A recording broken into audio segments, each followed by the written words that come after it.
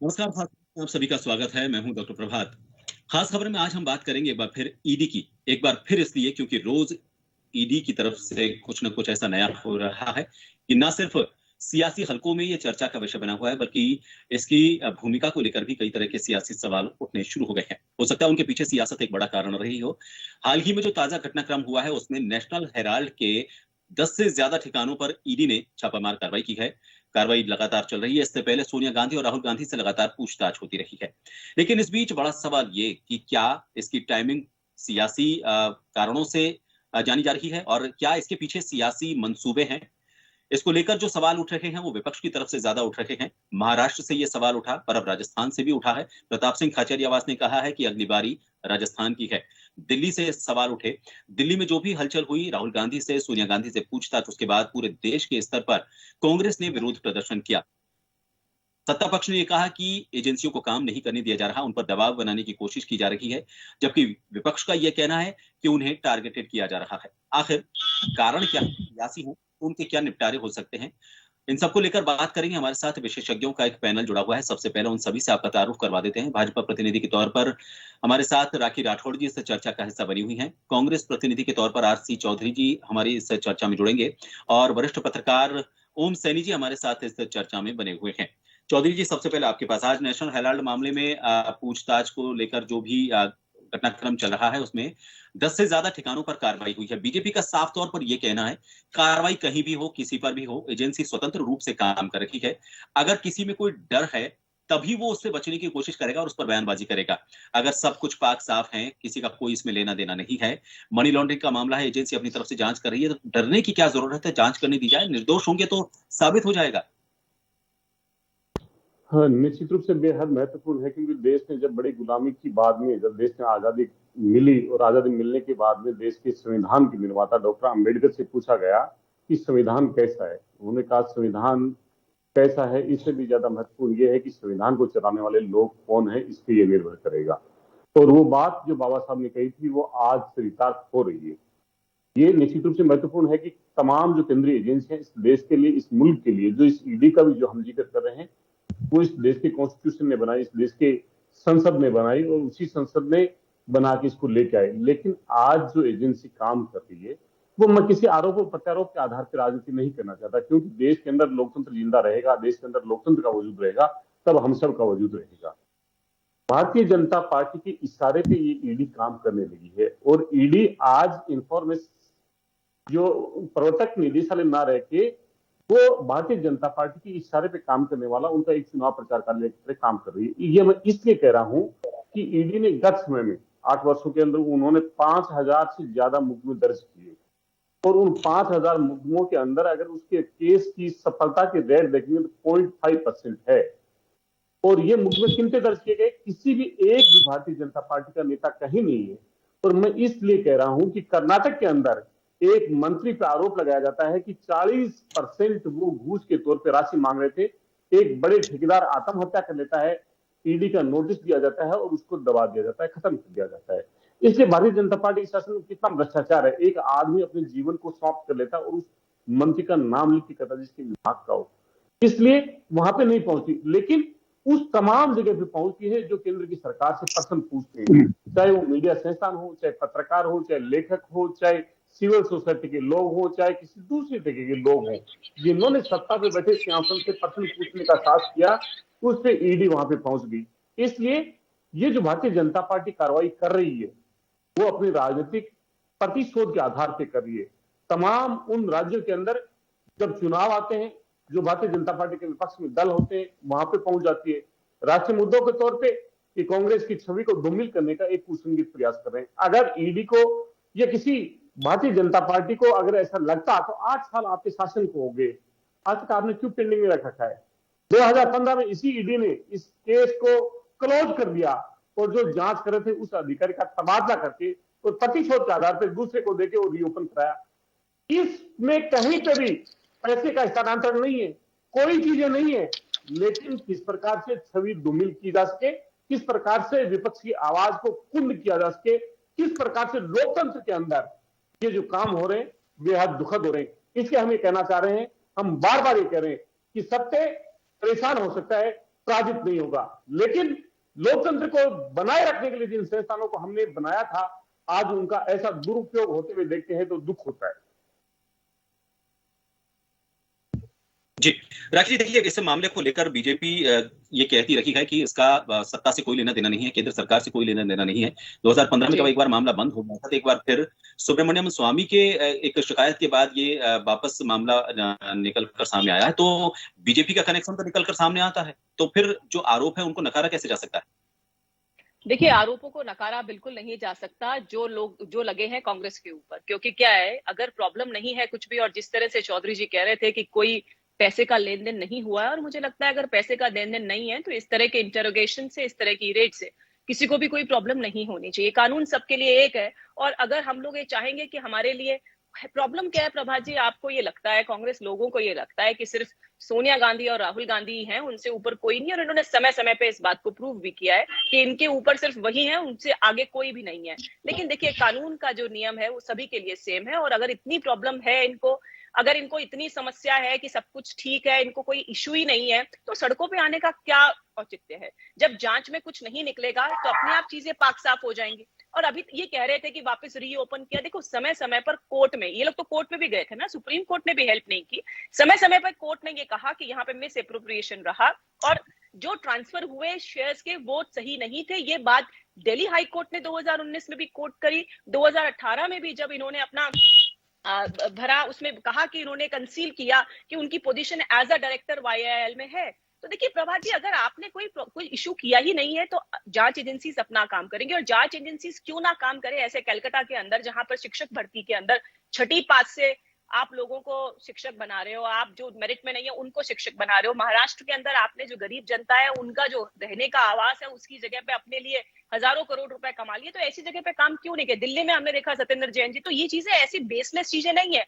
और अगर इनका कोई बेस नहीं है, इनको लगता है ऐसा कि ये बिल्कुल पाक साफ है, तो मुझे लगता है प्रभात जी, आकर के सड़क पर इस तरह से, हमने पिछली बार देखा कैसे स्कूटर कार जलाए जा रहे थे, इस तरह का वायलेंस करने की कोई जरूरत नहीं है। अगर आप पाक साफ है तो अच्छी बात है, जनता के बीच में बहुत अच्छा मैसेज जाएगा। लेकिन अभी जनता को समझ में आ गया कि सिर्फ और सिर्फ एक परिवार को बचाने के लिए आप कानून हो चाहे देश का संविधान हो, सबको नीचे रखने को तैयार है, दल सबसे ऊपर है, देश से आपको कोई मतलब नहीं है। और अगर मान लीजिए प्रॉब्लम नहीं है प्रभात जी, तो क्यों इतना हाइप क्रिएट किया जा रहा है, क्यों इतना इशू क्रिएट किया जा रहा है? प्रॉब्लम नहीं होगी तो जांच में भी नहीं आएगी, और जब नहीं आएगी तो बात सामने हो जाएगी। तो मुझे लगता है कि सहयोग करना चाहिए, और जिस जिम्मेदारी वाले पद पे ये लोग बैठे हैं, मुझे लगता है कि पहले एक लोगों को मैसेज देने के लिए ये करना जरूरी है कि हम लोग मैसेज दें लोगों को कि हाँ, अगर कोई जांच एजेंसी बुलाएंगी तो हम लोग जाएंगे। जब प्रधानमंत्री जी जा सकते हैं 2010 के अंदर as a chief minister of Gujarat, तब कोई इश्यू नहीं हुआ, तब बीजेपी नहीं आई थी सड़क के ऊपर। पता नहीं ये लोग क्यों माँ बेटे को बचाने के लिए आ रहे हैं जी। राखी जी, जाने से तो किसी ने मना ही नहीं किया, डेट्स से बुलाई गई हैं, उन सभी डेट्स पर सभी पहुंचे हैं, तो इनकार नहीं है। इनका सिर्फ ये कहना है कि सड़क पे क्या नौटंकी है सर, ये ड्रामा सड़क पर क्यों, क्या शो करना चाहते हैं कि इनका ट्रस्ट नहीं है हिंदुस्तान की संविधान पर, इनका ट्रस्ट नहीं है कि वहां जाकर इनके माँ बेटे ढंग से जवाब दे पाएंगे, इनका ट्रस्ट नहीं है किसी चीज पर। मतलब ये देखो, ये तो एक बहुत लिमिट है एक्चुअली। अगर कोई प्रॉब्लम नहीं है तो जाकर के जवाब देना चाहिए, सहयोग करना चाहिए, सड़क पे आने का कोई औचित्य नहीं। एक अच्छा मैसेज जनता में देने की जरूरत थी कि अगर कोई एजेंसी हमें बुलाएगी तो हम कोऑपरेट करने को तैयार है। जिम्मेदारी वाली पद पे लोग बैठे हैं और वो जिम्मेदारी उनको निभानी चाहिए थी। जी, ओम जी, प्रताप सिंह खाचरियावास ने कल एक बयान दिया, ये कहा कि जो भी एजेंसीज हैं, चाहे सीबीआई की बात करें या फिर हम बात करें अब ईडी, ताजा घटनाक्रम ईडी की बात करें, ये एजेंसियां एक तरह से प्रभावित रहती हैं सत्ता पक्ष में। उन्होंने एक सुझाव दिया था, अब ये कितना तकनीकी तौर पर या संवैधानिक तौर पर कितना हो सकता है सही नहीं, वो मैं आपसे जानना चाहूंगा। उनका ये कहना था कि सुप्रीम कोर्ट के अधीन इन सब एजेंसियों को लेकर आ जाना चाहिए, ताकि जो उनकी विश्वसनीयता है लोगों में, वो विश्वसनीयता बनी रहे। सत्ता पक्ष से किसी भी तरह से अगर ये प्रभावित रहेंगे, तो चाहे कांग्रेस हो या बीजेपी हो या फिर कोई और भी दल हो, वो हमेशा इनका अपने फायदे के लिए दुरुपयोग करते रहेंगे। क्या इसकी कोई समस्या, या फिर आपको लगता है कहीं से कोई किसी दूसरे देश से क्या एक मॉडल ऐसा लिया जा सकता है ताकि इनकी विश्वसनीयता और ज्यादा मजबूत हो? देखिए, ये तो बहुत ही अजीब सवाल है कि साहब सुप्रीम कोर्ट के पास में ले जाया जाए। जितनी भी केंद्रीय संस्थाएं हैं, उनके जो अफसर हैं, चाहे वो आईएएस हो चाहे आईपीएस हो, उनकी ट्रेनिंग जिस तरीके से होती है, उस तरह के ट्रेनिंग के बाद में अगर वो वैसा कुछ करते हैं जो रूल बुक से परे है, तो निश्चित रूप से उसकी आलोचना की जानी चाहिए। मैं नहीं समझता कि इंस्टीट्यूशंस को सुप्रीम कोर्ट के उसमें ले आना चाहिए। मैं नहीं समझता कि सुप्रीम कोर्ट के माध्यम से, क्योंकि हर काम न्यायपालिका नहीं करेगी। ये जो कार्यपालिका के साथ में जो जुड़ा हुआ जो शासन तंत्र है, उसमें कुछ ऑटोनॉमस बॉडीज हैं, उन बॉडीज को स्वतंत्र रूप से काम करने की अनुमति होनी चाहिए। हाँ, ये हो सकता है कि जिस तरह से परिस्थिति जन्य साक्ष्य से बताते हैं कि ये कुछ एक तरफा हो रहा है, एक तरफा नहीं होना चाहिए, ये बात देखी जानी चाहिए। और साथ साथ में मौका है। फिर ये देखिए, नेशनल हेराल्ड के मामले में जो यंग इंडियन उसके जो 50 जैसा सुब्रमण्यम स्वामी साहब कहते हैं कि 50 लाख में 2000 की प्रॉपर्टी को अपने नाम कर लिया तो स्टैब्लिश हो जाएगा। कैसे कर लिया, क्या कर लिया? क्योंकि राहुल गांधी को और श्रीमती सोनिया गांधी को जितना बिठा करके जितने सवाल पूछे हैं, उन सवालों से तो कुछ निकला नहीं।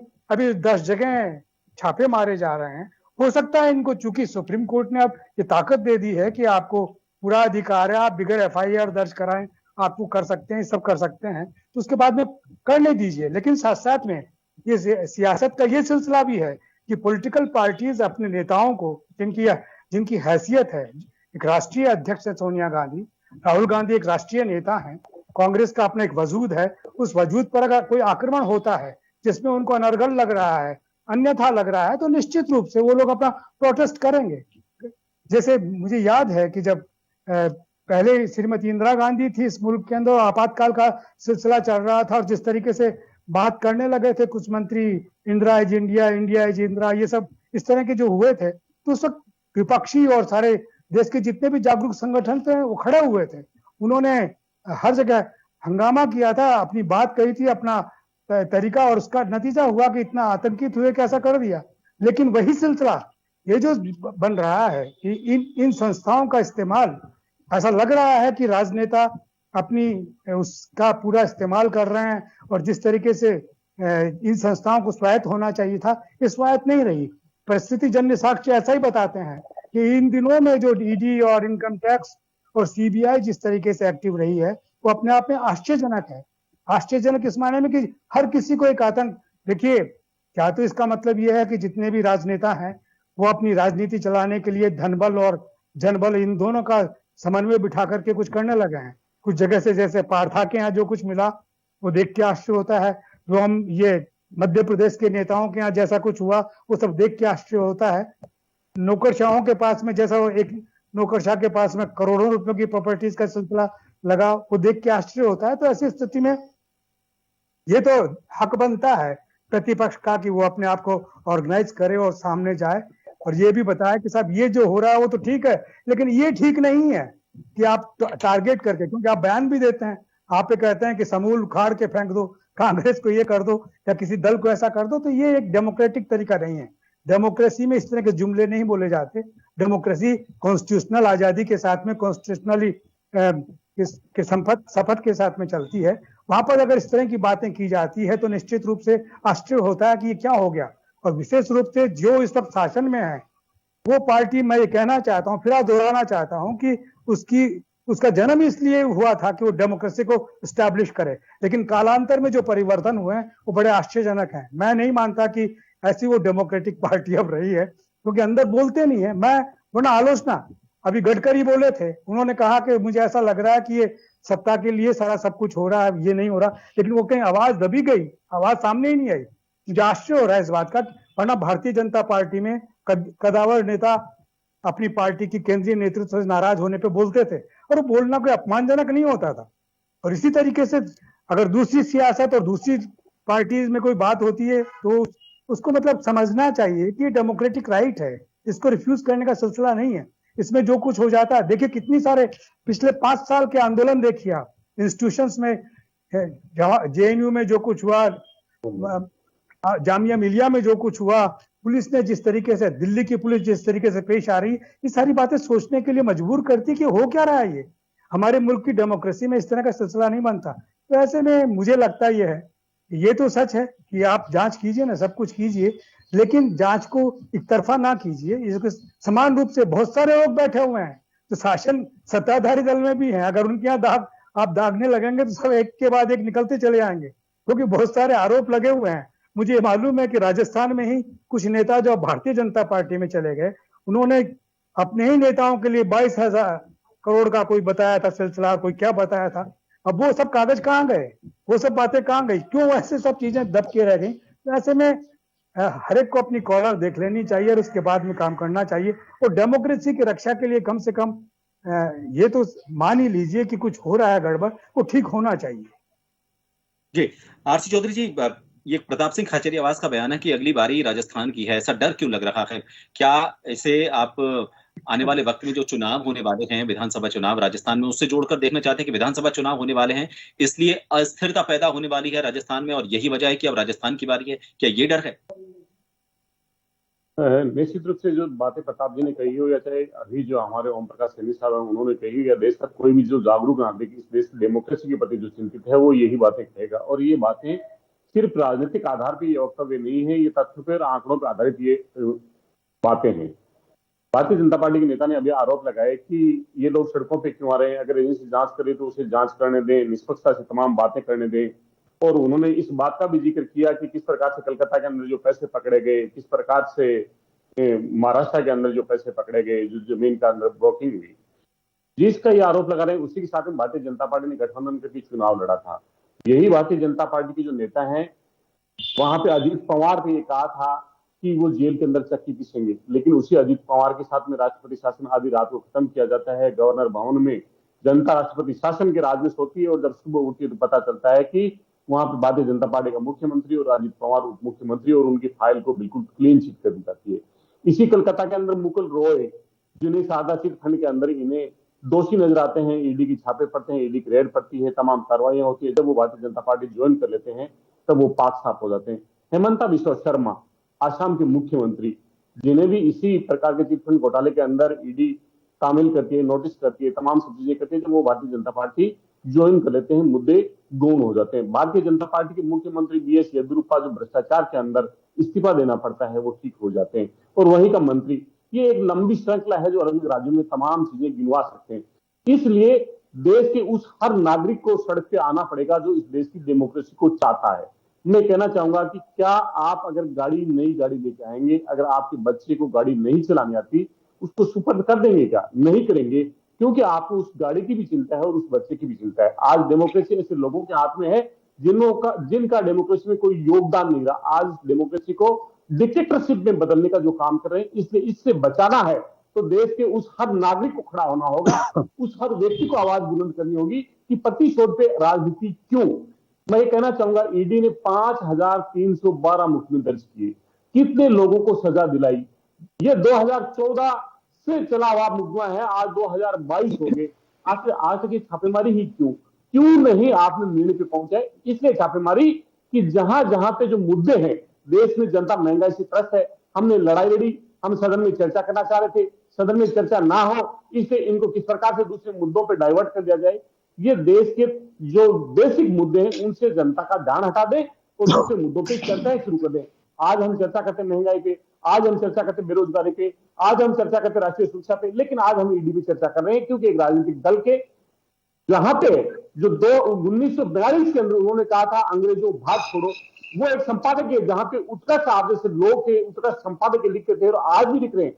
और आज जब 2022 में सोनिया गांधी जी ने कहा कि भारत जोड़ो, 1942 में अंग्रेजों ने उस अखबार को बंद किया था, आज भारतीय जनता पार्टी की सरकार आमदा है उस अखबार को बंद करने के लिए, क्योंकि देश के जो सोशल फैब्रिक है उसको ताने बाने को नष्ट करने का काम भारतीय जनता पार्टी कर रही है। और उसके खिलाफ एक आवाज जो बुलंद की जा सकती है उस नेशनल हेराल्ड के नवजीवन से, नेशनल हेराल्ड न्यूज़पेपर से कि भारत जोड़ो।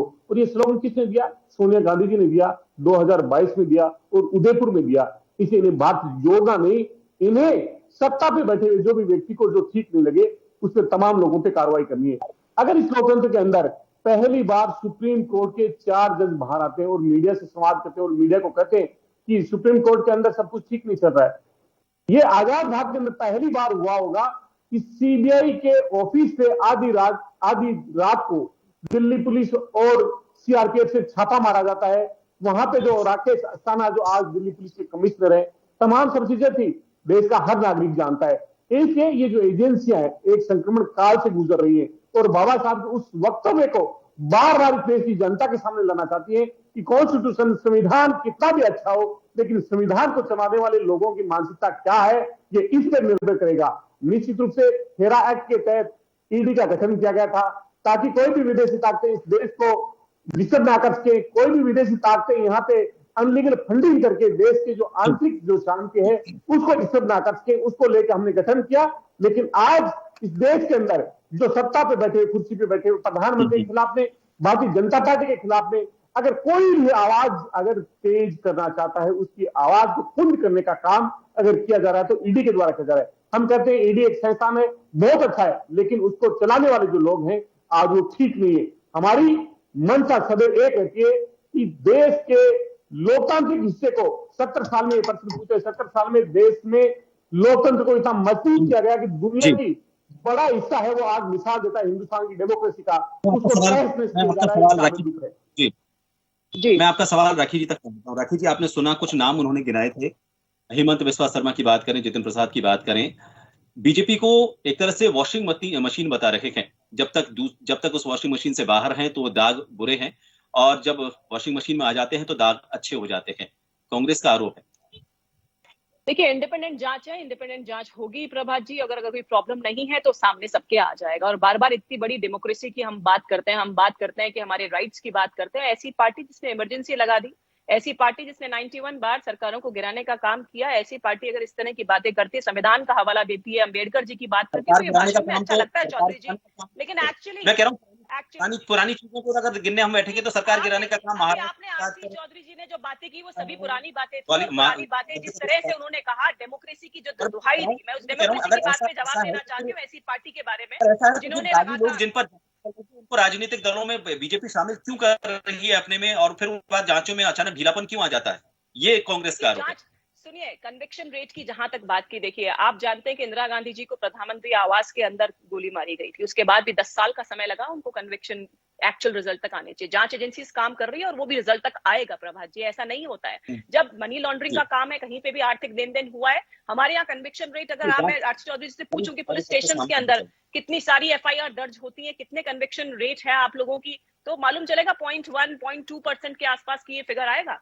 तो बात ये है प्रभात जी, जो जांच एजेंसीज है उनकी प्रक्रिया को फॉलो करना, हमारा जो है, हम राइट्स की बात कर रहे हैं, पर हमारी ड्यूटीज की भी तो बात करनी चाहिए कि हमारी ड्यूटीज क्या है। हमारी सरकार ने, जब आप लोगों ने एक्चुअली, हमने जब इस तरह के पीएमएलए एक्ट बनाए हैं, उन एक्ट के लिए हमारे क्या ड्यूटीज बनती है उसकी बात हम नहीं करते। और कांग्रेस पार्टी जिन्होंने हमेशा से लगातार एक प्रेशर बनाने का काम किया है कि ईडी इन पे कार्रवाई नहीं करे, साफ साफ दिखता है जनता को। और जनता के बीच में सर एक बहुत नेगेटिव मैसेज इस बात से गया है कि आपका अगर सब कुछ पाक साफ है, प्रॉब्लम नहीं है, तो बेटर ये है कि आप लोग जांच में सहयोग करें। और जांच में सहयोग करके, और अगर कुछ नहीं निकल के आएगा प्रभात जी, तो सामने नजर आ ही जाएगा। इसमें मुझे लगता नहीं है कि कोई प्रॉब्लम होगा। और जहां तक ये कहते हैं कि सत्ताधारी दल के, मैं तो ओम सैनी जी से भी पूछती हूँ, सत्ताधारी दल के अगर किसी विधायक, किसी सांसद के बारे में आपके पास जानकारी, आप तो एक जागरूक नागरिक हैं देश के, आपको कोर्ट में भी जाना चाहिए कि ईडी कार्रवाई नहीं करी, वो साक्ष्य लेके जाइए। ऐसे हवा में बात करने से, अपन किसी पे भी कोई एलिगेशन लगा दें और तो सही नहीं है। यहाँ पर राजस्थान के अंदर प्रताप सिंह जी बात कर रहे हैं, हो सकता है रीट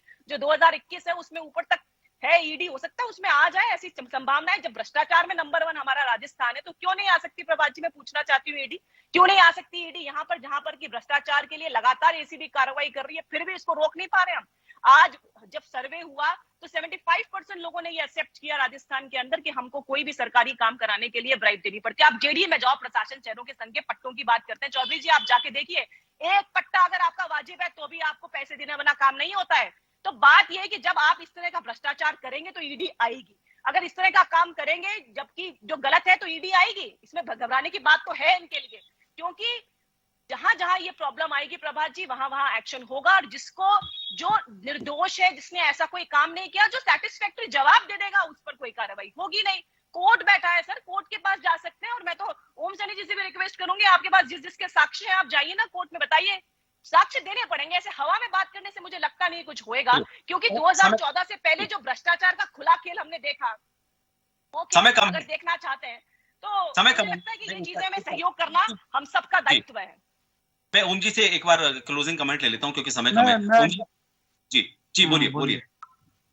मैं कहना ये चाहता हूं कि देखिए, हवा में नहीं है, जमीन पे है ये सब बातें।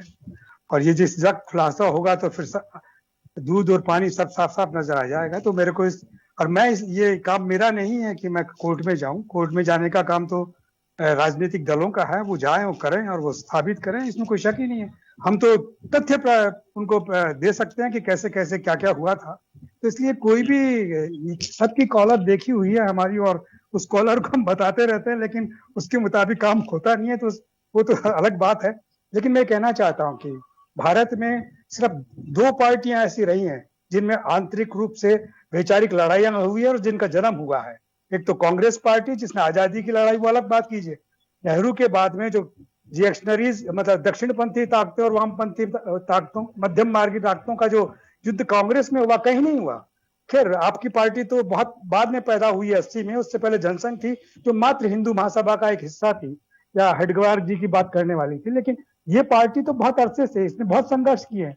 ये मरने की स्थिति में जाके पुनः, और इसके ये ऐसी खरपतवार जो कभी खत्म नहीं होने वाली है। तो ऐसी बात नहीं है कि ऐसा सोचना, ये सोचना खुशफहमी हो सकता है। लेकिन साथ साथ में मैं ये भी कहना चाहता हूँ कि ये जो एजेंसीज हैं, इनके लोगों को अपने ईमान पे, यानी जो रूल बुक है उसके मुताबिक चलना चाहिए, वो नहीं चल रहे। अस्थाना एक सबसे बड़ा एक नाम है जो सामने है। दिल्ली पुलिस का जो चीफ रहा, उसने कैसे सीबीआई में क्या किया, सारे क्या जरूरत, मुझे समझ में नहीं आता कि सब गुजरात से दीक्षित होकर के दिल्ली में कैसे आके बैठे हुए हैं। जितने भी आईएएस और आईपीएस हैं, वो किस तरह का बिहेव कर रहे हैं, इस विचार का विषय ये मैं सत्ताधारी दल के लोगों के लिए भी जरूरी है कि सोचे इस बात को कि ऐसा कैसे हो रहा है, क्या हो रहा है कि सब गुजरात के प्रशिक्षित ही आकर के सब कुछ कर रहे हैं। बहरहाल, जो कुछ भी नेशनल हेराल्ड को लेके हो रहा है, ईडी का जो स्वरूप बना है, क्योंकि सुप्रीम कोर्ट ने उसको ताकत दी हुई है, वो ताकत का गलत इस्तेमाल ना हो, ये भय सबको है। जो अपराधी है उनको भी है, और जो निरपराध है उनको भी है, क्योंकि सुनने वाला ही नहीं रहेगा। के बाद में कहीं आप कोर्ट में जा ही नहीं सकते जब तक ईडी आपको मुक्त ना कर दे। तो ये बड़ा डेंजरस है। ये मैं समझता हूँ कि इस पे सुप्रीम कोर्ट को फिर से विचार करना चाहिए और फैसला करना चाहिए कि ऐसा डिक्टेटोरियल इंस्टीट्यूशन तो ना बनाए। स्वायत्त तो बनाए, लेकिन डिक्टेटोरियल नहीं। जी बिल्कुल, संवैधानिक संस्थाएं अगर कोई बन रही हैं या फिर कोई एजेंसी ऐसी जो जांच के लिए बनाई गई है, वो अपने मूल उद्देश्य से भटके नहीं, सियासत से उसको कैसे दूर रखा जाए, और वहां पर जिनको शक्तियां दी गई हैं, जो अधिकारी वहां पर नियुक्त किए गए हैं, उनको सियासत से कैसे मुक्त रखा जाए, चाहे उनकी नियुक्ति को लेकर कोई नया सिस्टम डेवलप किया जाए। कुल मिलाकर विश्वास इन एजेंसियों पर जनता का बना रहे, ताकि सियासत को इन विषयों पर तो कम से कम सियासत करने का मौका नहीं मिले। बहुत बहुत शुक्रिया आप सभी का हमसे इस विषय पर जुड़ने के लिए। खास खबर में इतना ही, दीजिए इजाजत, नमस्कार।